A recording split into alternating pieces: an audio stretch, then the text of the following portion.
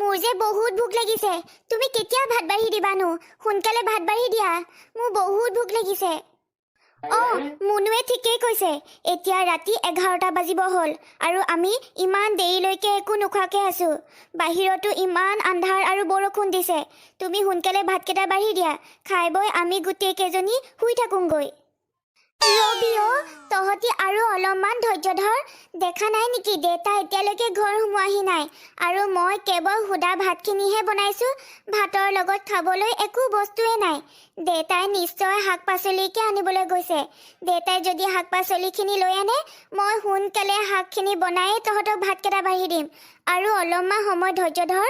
আৰু দেউতাক এৰি যদি আমি সকলোৱে সুদা ভাতকেইটা যদি খাই পেলাওঁ নহয়, দেউতাই খং কৰি ইটো ভাঙিব সিটো ভাঙিব। সেইকাৰণে আৰু অলপমান তহঁতি ধৈৰ্য ধৰ। আৰু আজি মানুহজনো ইমান দেৰি ঘৰলৈ অহা নাই।